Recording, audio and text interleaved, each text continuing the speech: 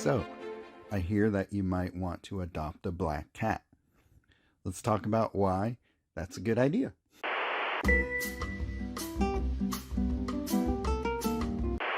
So, let's go through the abilities. At first glance, I wasn't all that impressed by them, but in practice, they are actually pretty useful. One of the Titans. For 5 loyalty, you draw a card. If that's a land card, convert 5 gems to red. Activate black 3, draw a card, it gains 5 mana. So that's the part of this ability that I actually really like, creating those activate gems. Because what I found that if you don't build for card draw, this isn't a color combo that's particularly strong in it usually. So if you're not building to get a card advantage, it's a little bit difficult to just have cards in your hand all the time, especially if you're using green conversion and you're going to be casting all your cards a lot of the time. You're going to want some extra card draw as you're going. So, for example, if you're casting Galta, Temp with Discovery, anything like that, and you happen to break one of these black gems, then you can extend your turn by drawing more cards within that cascade and giving them more mana. And then just in general, having the potential to draw 3 cards and give them 5 mana each is pretty good. That's nothing insignificant. So for me, I'm not playing a lot of lands right now. Well, usually not. So it's rare that I just happen to draw that land card that I want, convert 5 gems to red. If you're using Surveil, you can kind of make that happen more often if you want. But you'll see in my decks that why I'm not very reliant on lands. That is something to think about, though. It gives it a little bit of versatility in terms of deck building, because you can just spotlight any of these little aspects of the ability. So very underrated first ability, I think, at first glance. So number 9, Machine Distrust. Create 2 Panther Den tokens. And the Panther Den is a support card. It is a land. Interesting. The support cannot be reinforced. And at the beginning of your turn, create a green cat token. And then just the ability also creates 2 green cat tokens.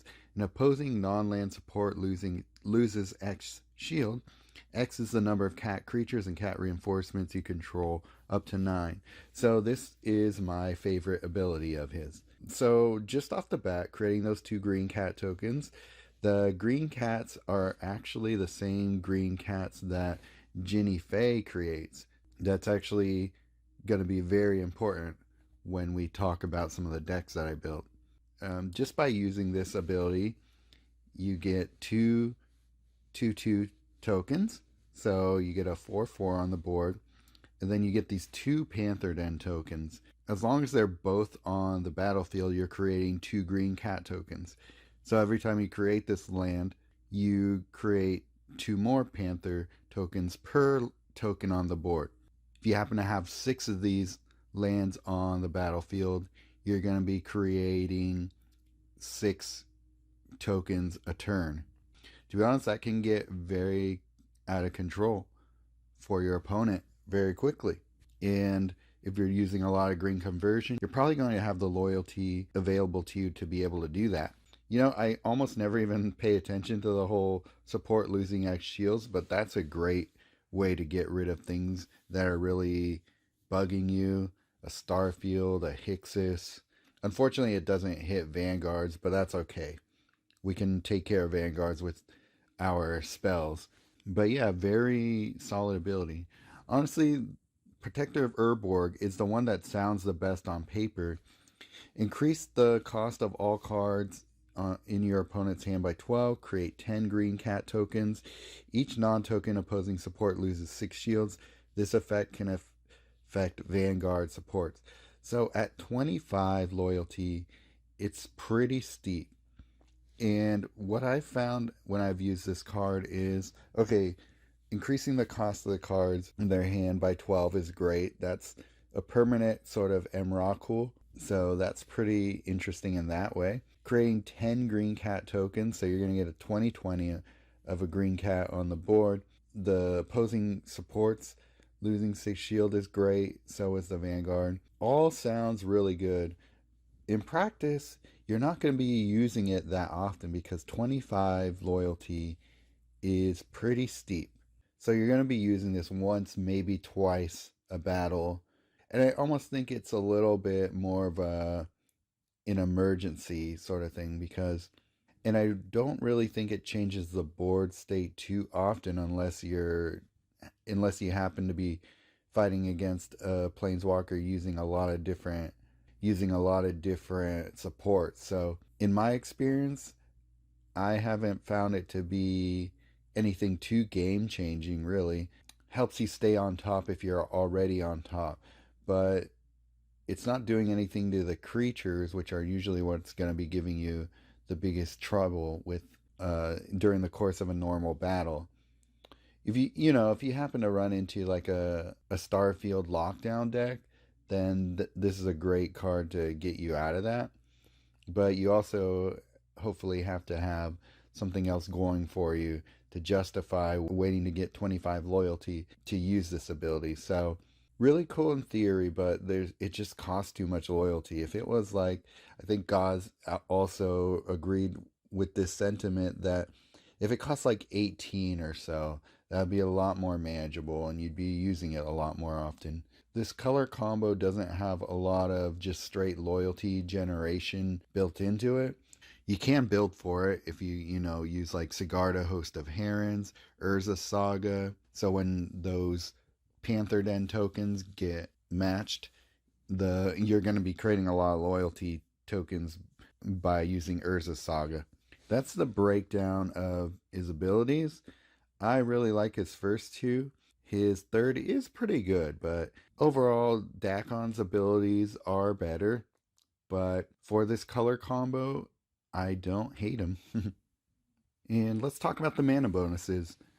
They're not bad. We've got +4 to red and black, +3 to green, which is fine. You kind of wish he had more of a mana bonus in green, but I think it's a way of balancing out his the card advantage that he gets from having these three colors. -2 on blue and white.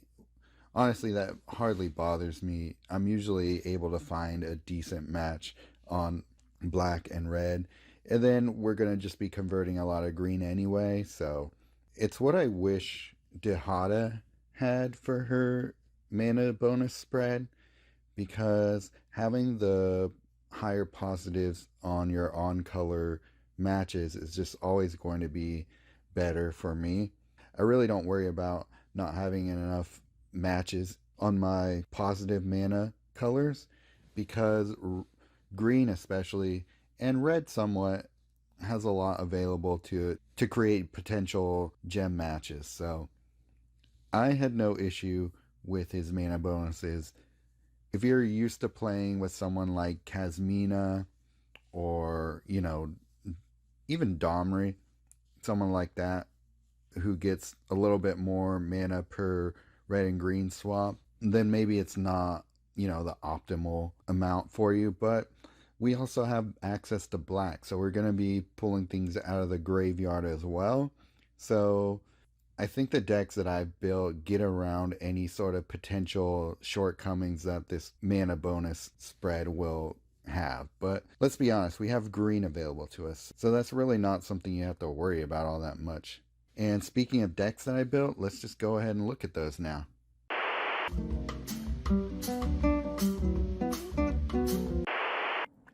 Okay, so the first deck I want to showcase here is just basically kind of just a standard kind of win training grounds. It's kind of more of a don't lose type of deck. It's kind of got answers for a lot of different things and has a lot of good synergies. Of course, Blossoming Tortoise, Template Discovery, and Hall of Gemstone, those are pretty much the bedrock of any deck that can have green in it. I use it for just about every green deck at this point. A lot of times I'll have Galta as well, but I just don't have room in my deck for it. But to make up for that, we have Archpriest of Shadows, which, along with Blossoming Tortoise, will continuously bring things back from the graveyard into play, both by using Archpriest of Shadows, and then if I put Death Touch onto any other creature, it will also be doing the same thing for us. And then Aklazot's Deepest Betrayal. If you watched my top 10 chase card lists for Lost Caverns of Ixalan, you know how much I like this card and how much I use it, because the discarding twice every turn really helps you keep an advantage on your side against whatever they're planning on setting up. So it's a real disruptor for your opponent's strategies, and it's got some lifelink. And just in case they're able to get rid of one of your other creatures, it will continuously create bats for you as well. Sunken Citadel is a nice card because Tricolor Walkers, they tend to not have the greatest mana gains overall. I mean, they tend to have some decent ones in their color. So Sunken Citadel is just going to be a way to not only boost your mana bonuses per turn, but also the enter the board effect is not bad. Converting 7 gems to the most present color on the board usually means you're going to make some cascades and all that. So that's a great way of thinking about it. It just has good utility when you cast it, and then also it's good utility once it's on the board. So if you're able to bring one into play using Blossoming Tortoise or Archpriest of Shadows, then that's perfect. 13 mana for a land. You usually want lands to cost a little less than that, but if you're not paying for it, then that's really not that bad, is it? Invoke Despair. If they're able to get things out before you're able to do anything about it, you know, it's a good all-purpose removal spell with not a lot of downside. Gives you some extra card draw too, so that helps when you're casting a template discovery or something like that and you need more cards in your hand to fill with mana. That's a good way of going about it. Rite of Flame, a great card to get things going early. I like to use Rite of Flame, cast it into a Blossoming Tortoise, and then the tortoise is just going to help bring everything else into play. Well, at least your other creatures and your lands, which will then turn into you opening the board and getting mana so that you can cast your higher casting cards. So Nicol Bolas God Pharaoh can bring that into play with Archpriest of Shadows, or sometimes you could just cast it into play with like a template discovery and all that.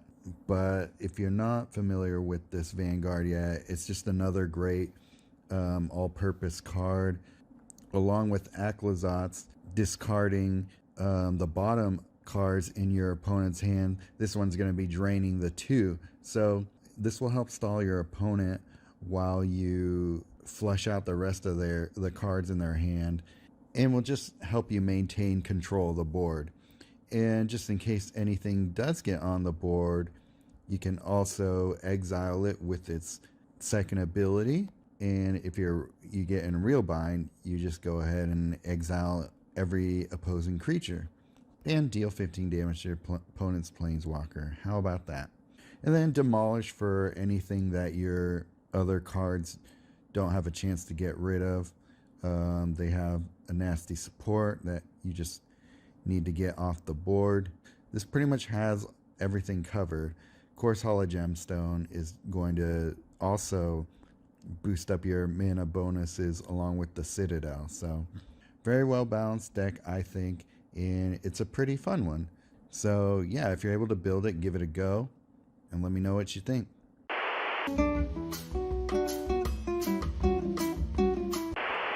Okay, this deck is definitely more in the fun category. it centers around the cat tokens. So the cat tokens I discovered are the same ones that Ginny Fey makes when you cast her. So with that in mind, I was like, okay, we can make a lot of creature tokens with both his abilities and with Ginny Fey. And who do I love to pair with token creatures? That's right, Guillaume.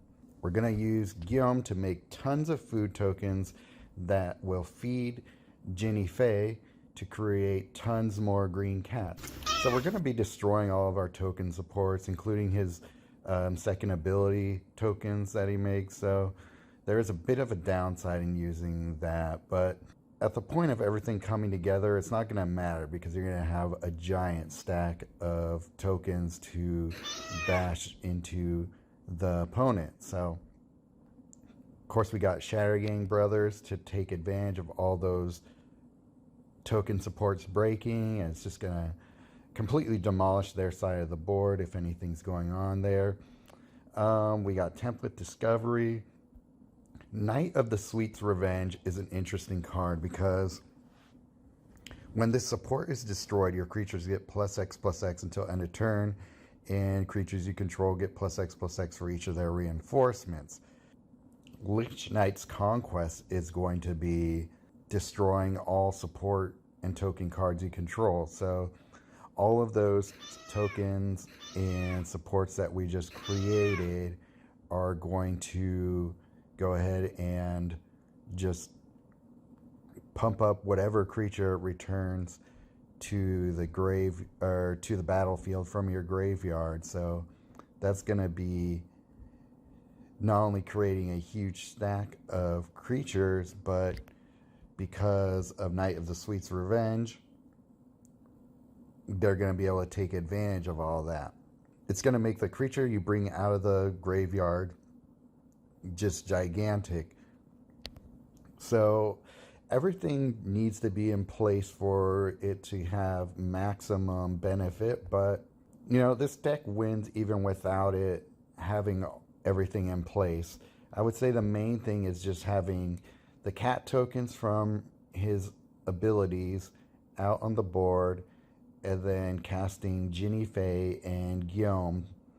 So we got a few different things that are going to be helping us with that. We got Meeting of the Five, and then that's going to bring out Ginny Fey, Nicole Bolas, God Pharaoh, and Shattergang Brothers.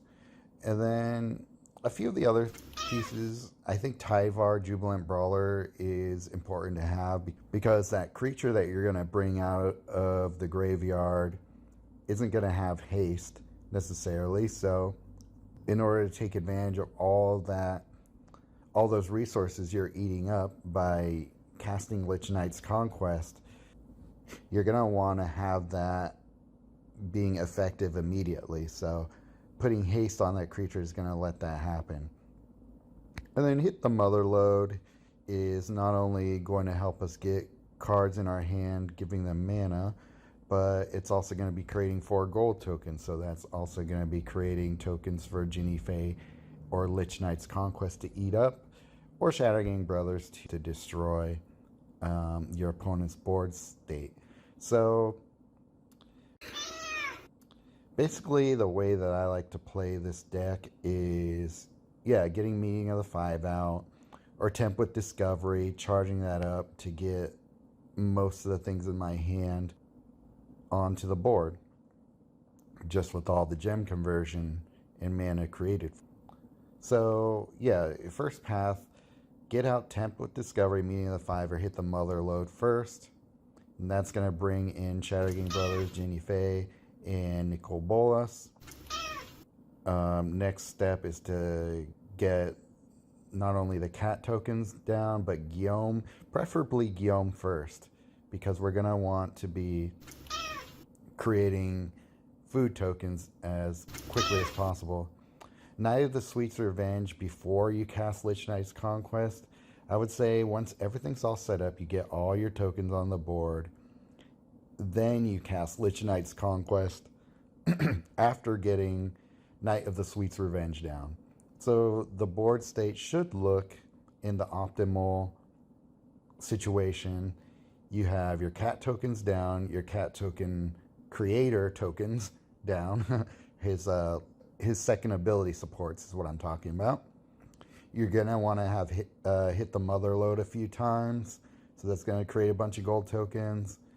Guillaume on the board, and then Ginny Fey is gonna be creating a bunch of cat tokens. So by that point, you'll have a ton of tokens spamming all over the board, and then at the very end, you cast Lich Conquest, and that really should be good game. So again, it's a very complicated setup. There are things that, if you don't really care about like overdoing it, you can take out Knight of the Sweet's Revenge for some mana generation. But other than that, I think that's the only part of this deck that I would play around with different things. Maybe hit the mother load if you want something that's a little more immediately giving you mana, or a land or something that's going to continuously be giving you mana too. So this one's a lot more restricted in the deck building flexibility, but if you can build this one, it's a lot of fun. It can be really explosive, but it takes a lot more setup, and therefore a lot more things can get a wrench thrown into the process. So trading a little bit more fun for a little less reliability in this deck build. So if you can build it, it's a ton of fun.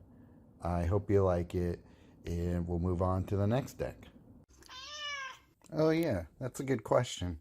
I can show you all these fun decks for training grounds, and that's all well and good, but how well does he do when you want to use him in ranked events? Well, let's build some decks for that, and I could show you how it goes.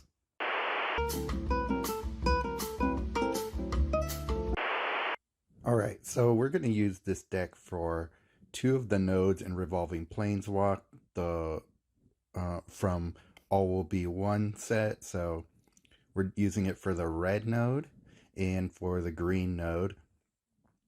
And so for the red node, all we have to do is win in 11 turns or under and deal at least 12 damage to a creature over the course of the battle. So how are we going to do that? So we have our three creatures, Zopandrel, Galta, and Bonehorde Dracosaur. All very good creatures. Just in case we need to put a creature on their side of the board, we're going to be using Fateful Handoff. If you don't know what this card does, your opponent gains control of target non-token creature you control. So one of our big guys. If they can't, your opponent gains control of a non-token artifact support you control at random. Then draw 3 cards. Those cards gain X mana. X is equal to half the mana value of the card with the greatest mana your opponent controls but doesn't own, rounded up. So basically they're just saying half of the mana cost of the card you hand off. They made it needlessly complicated, but that is what they meant. So we give our opponent Galta if we want. Sounds scary, right? But it won't be converting mana because you're just basically transferring over there. I don't think it counts as an enter the board effect when we hand off Galta. But if we do that, we'll be getting 12 mana to 3 cards. If we do that with Zopandrel, we'll get 11 mana to 3 cards. And Bonehorde, it will be 8 mana. But we don't really want to hand off Bonehorde Dracosaur because it has first strike. And what we're going to do is we're going to bash Bonehorde into Galta or Zopandrel. And in order to not die when we do that, we're going to be using Flame Shadow Conjuring, because when a non-token creature you control enters the battlefield, it gains haste and prevent damage until the end of your turn. So that prevent damage will throw one of our bigger creatures at a Galta, and then it'll eventually give us enough Berserker damage that we will hit the objectives for both the red node and the green node, because the green node has the Hunter objective where you have to deal combat damage to we have to deal combat damage of 8 or more to a creature, and I know it's not written that way, but that's how it works. You gotta take it up with webcore if you want that reworded or something, but that's how it actually works. So what we do is we make sure our Bonehorde Dracosaur is reinforced at least once. So that means if we hand them a Galta or a Zoppendrel, we'll be able to hit with the Dracosaur and take care of that. And then the rest of the objectives pretty much take care of themselves, right? We just have to win in 11 turns or less, which is not that hard with this deck. We got big hasty dudes, and Zoppendrel is gonna double the attack power of them, so that also helps with that. What else do we got in here? Template Discovery, the best green conversion spell in Standard right now. Convert 20 gems to green, and then when you cast a spell, discover 4. If you have 4 or less cards in your hand, discover 4. So a lot of times you'll be discovering at least once, but sometimes twice. Hall of Gemstone, you already know, one of my favorite cards. Gain an extra swap if you trigger the mana field. With all the conversion you're going to be doing, that's not going to be hard. Then you increase the mana bonuses by 7 until end of turn. So that's also great. The traps, I usually just end up destroying myself anyway, so it doesn't really do a lot for me. But it is an alternate way to hit that hunter objective if you have it around. So that's something to think about. Breach the Multiverse. This could be changed for something else. Maybe some targeted removal. You want to do targeted removal because you don't want to destroy a creature on their side before you have to. So that's another one. You could also, if you want, use Xancha as something for the Bonehorde to run into there. So that's another card to look out for. So maybe we'll just put that in there. I know that in the battle I didn't have Xancha, but Breach the Multiverse is also a good one to get more creatures on your board. So it depends, whatever you want to do. If you find yourself a little scared of creatures hitting you, so we could do Pylon, Voidran, Snuff Out. Snuff Out is also good because it has flash. Sometimes you need that flash removal, so we'll throw that in there instead. Mox Emerald, of course. We have a lot of green cards with high mana cost, so this just helps it get out faster. I know some people are like, oh, Mox Emerald, it's redundant in a green deck, but the quicker you can get your green conversion loop or whatever started, the better. So might as well use Mox Emerald, even if you only need it for a turn. That turn will help you get out a Galta or Template Discovery. Then it's worth paying that 6 mana in the beginning, right? Or at least that's how I feel about it. Hit the Mother Lode, great for fetching and getting mana into the card you want. So, and then also it creates 4 gold tokens. With all the conversion, you're probably going to be destroying those gold tokens, so that's going to be giving you a little bit of extra mana per turn.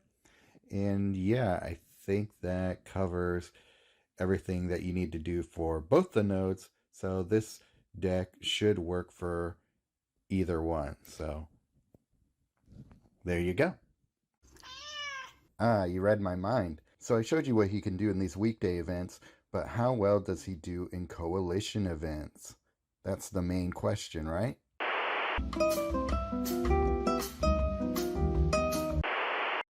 Okay, so for this battle, we have to only use peasant cards and deal 10 damage to a creature, right? So let's see. We're gonna just, in case, stay away from cards with trample. So let's do Soul of Emancipation. We'll give them reach. Let's do Freelance Muscle. Actually, let's do Topiary Stomper too. Freelance Muscle is an uncommon. So we'll do that. No, that's Orfeo. Yep. There we go. Okay, so we got 2 creatures with reach. If we put Freelance Muscle in there, it should grow. Let's see if with the Soul of Emancipation will always have a creature on their side to bash into, so we can look into doing that. Let's, if we need to do some extra damage here, let's use Fire Blast. Do some red PMA actually. Rite of Flame and Fire Blast deal 6 damage. Yeah, okay. Do Sunken Citadel.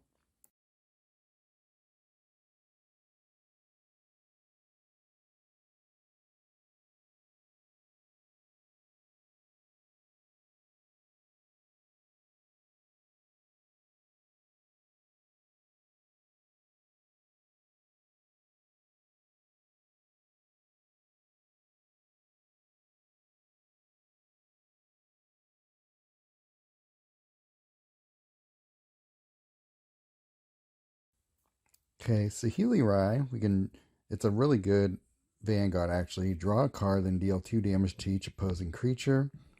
Then we can also copy our creatures, fetching artifacts.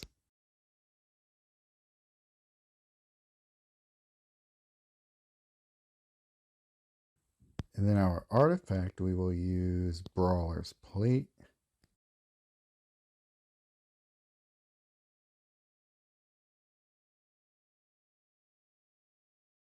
And then just in case, we'll just throw in a little bit of cheap removal in here.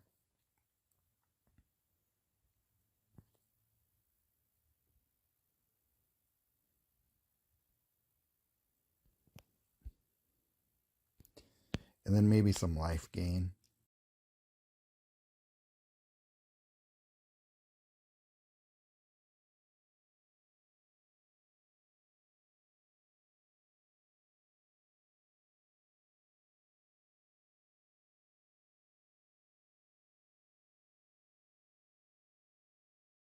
Okay, and I think we're good to go. Just make sure no mythics snuck their way in there. Okay, no, we're all right. Actually, instead of Infernal Grasp, I like Shieldred's Edict. All right.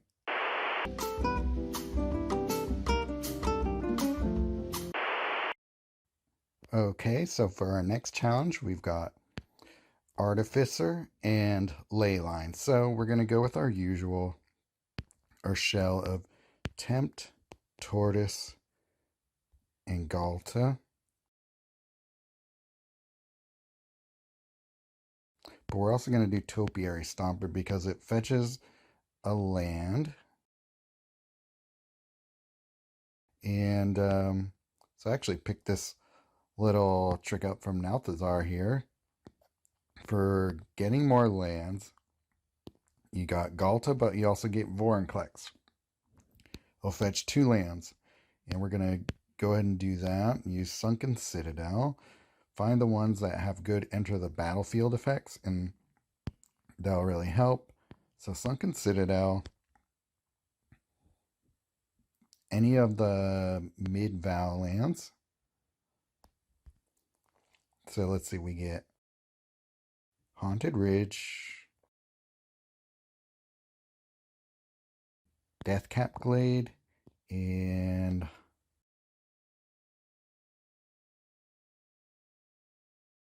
that's probably fine, actually.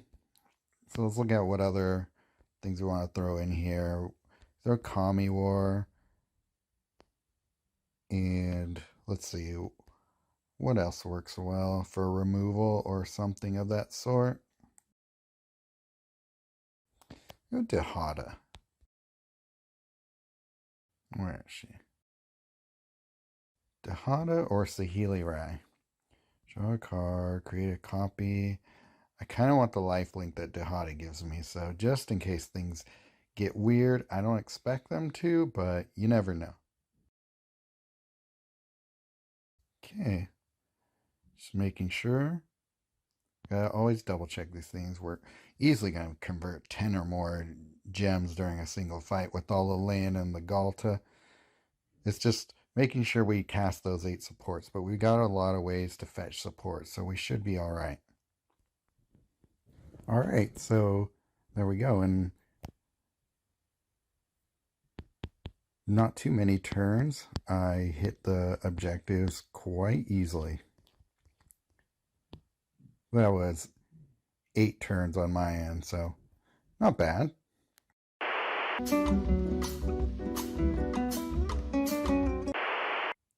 Okay, so for this one, we have to summon 6 dinosaurs and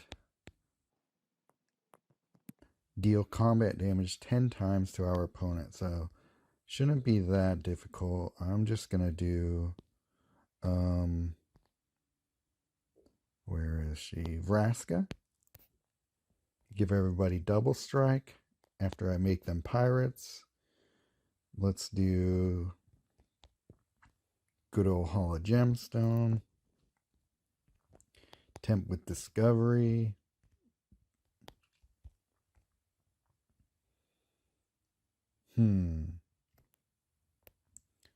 Let's see.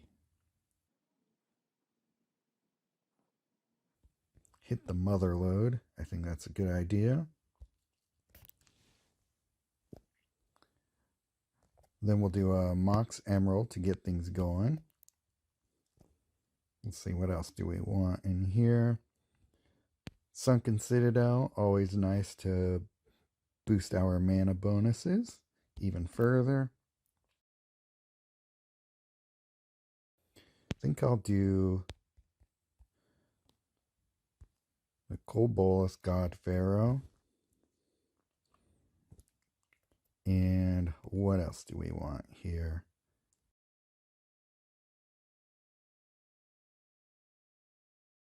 Maybe some Witch's Web to put on our Bone Horde Dracosaur, and I think that will give us plenty of good defense. I think between everything we're doing here, I think we ought to be able to slow down anything that they throw at us and get a quick start on things. That I would say would be the thing that worries me the most about this deck. But I think once I just cast like a Tempt with Discovery, that's going to really blow things open. Or if I can fetch a Mox Emerald by spamming his first ability and get all the pieces I want first. Yeah, hit the mother load will also help with that. But yeah, I think once I get the Bone Horde Dracosaur down, things will get moving smoothly. Yeah, everything just needs to fall into place. And hopefully they're not casting much creature removal, but I think I should be able to slow them down a bit by by using the God Pharaoh Vanguard. So yeah, let's see how this one goes. So let's hit that Vraska now, and now we got double strike on all those guys. And then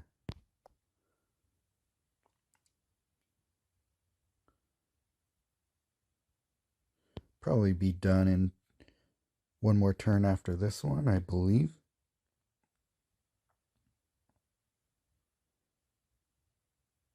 Okay, not quite, but almost.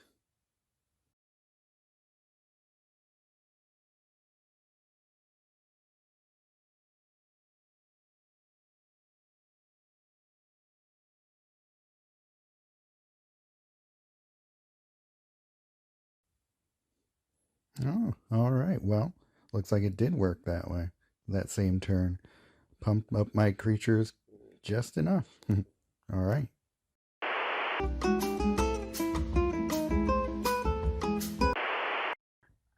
Okay, this one's going to be weird. Peasant, but I can't cast more than 3 supports. So we will ignore that. And let's see. Can we build a spell slinging deck in Peasant with this Planeswalker? Alright, well, let's start. What spells? We got Thunder's Debut, one of the best. Gonna put that into Galta. Do we do 2 Galtas? We could even go Paladin of Predation and then do some double striking with it. So we could throw Vraska in here. So that's gonna do toxic damage fast. Oh shoot, we can't do Vraska. Sorry, that's a support. Thank you for the warning. So we'll do that. Maybe another toxic creature just to speed things up. What do we got? So I think this guy, creature, yeah, deals combat damage. Okay, that's going to be fast. If we double strike with Alchemist Gambit, that should be pretty quick win, right?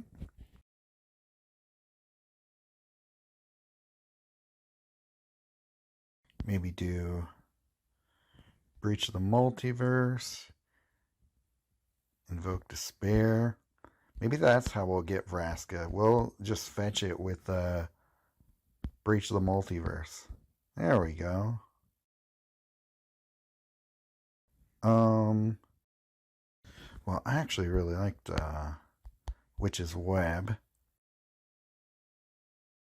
Because once we get double strike on everybody, this is going to basically make them invincible anyway. Because they're going to be death striking with double strike, or death touch double strike. And yeah, that's going to rip. Let me see, do I have anybody with first strike? Oh, you know what we could do instead? Archpriest of Shadows. We're going to need a 4th creature slot anyway, so that's fine. So that way we can just take supports out of the graveyard. But I don't think we'll need another one. Let's just look at what other spells do we want? Hit the Motherlode? Sure. Am I alright with that? Do I have conversion going? Maybe instead of extra toxic, we will do Selvala. Get a lot of, get some conversion going more repeatedly. So do we need Archpriest then? Maybe not. We'll do another, do some removal maybe? Yeah, just in case. Shieldred's Edict? What is this? Oh, I don't care about that. Yeah, Shieldred's Edict. How do I feel about this deck? Seems okay to me. Could I use a bit more, maybe I just feel like it probably needs some more ramp. Animus Awakening. What do we got? Maybe can't do that. Or maybe we... No, never mind. Animus Awakening. No. Let's just do Rite of Flame. Just always great. When do you not like Rite of Flame? Okay, so yeah. It's a lot of hemming and hawing, but I think I figured it out. Alright, let's do this. Okay, well, obviously I thought about that battle too much, but hey, never hurts to be too prepared, right? I guess they really didn't need the Paladin of Predation Toxic to worry about, but I'll just have to think about what I would put in instead. Maybe just like a pirate or something like that. I don't know, we'll see.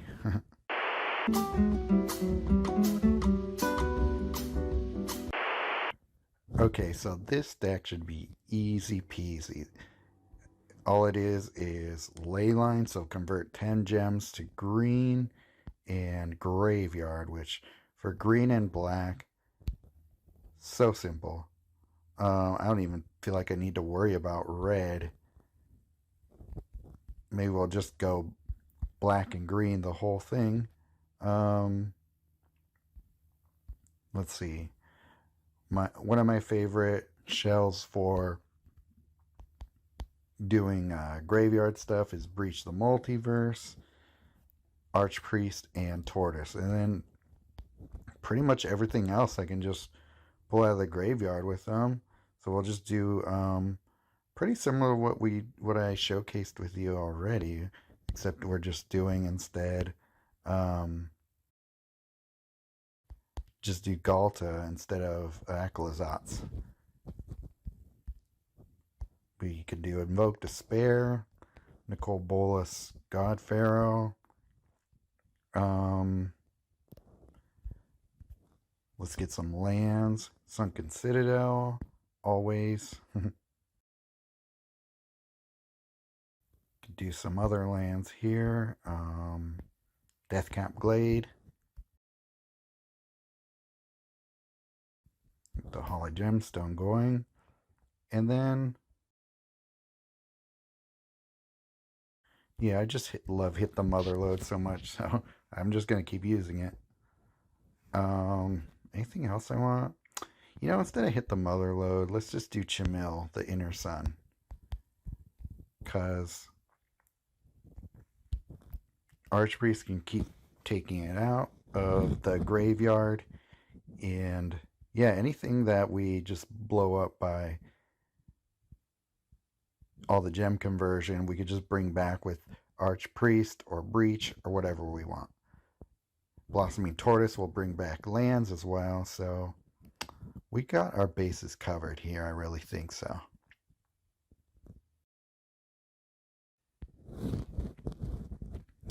Okay, so that was easy enough, but I feel like I probably should have put a little more defense in my deck. It looks like I didn't really need a few of those cards. Could have used a little bit more removal. Maybe put, same thing I did in the other one where I put, where I had Vraska and put double strike on a creature with Mantle of Webs, and nothing was going to be able to get through that. So definitely something I'm going to keep in mind going forward on these boss battles, because they really don't seem to have a lot of removal that they like to use. They just try and hit you with little creatures, but that really shouldn't be much of a problem for us here.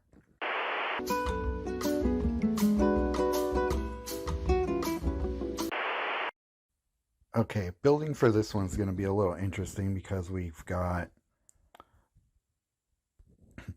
need to summon 6 or more vampires, so we're definitely going to go with Galton Mavrin. But we got some other ideas we can explore. We got Arrogant Bloodlord, and then from there, that should give us enough vampires, and then go with Blossoming Tortoise. Let's do that one trick again, which is Web and Vraska Vanguard.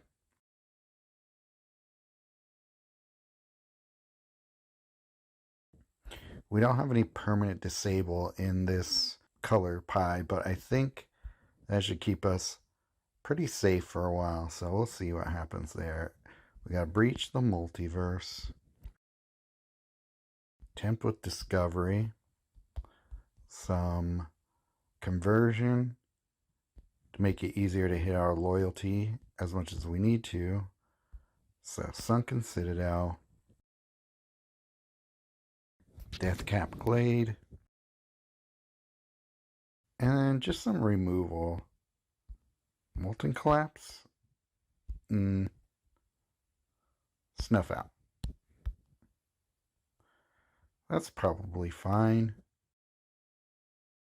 Though, we probably want something that will destroy supports and such. Also, do we do Fade from History? Destroy all artifact cards, destroy all enchantment cards.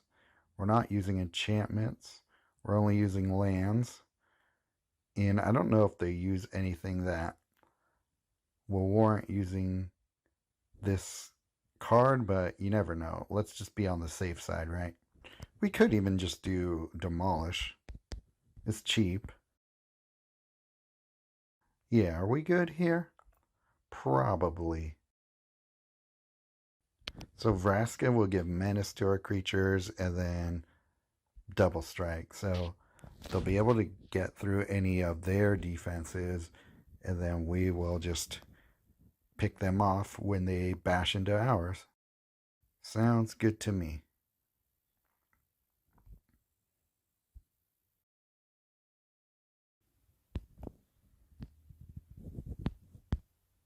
Okay, let's just go ahead and win right here.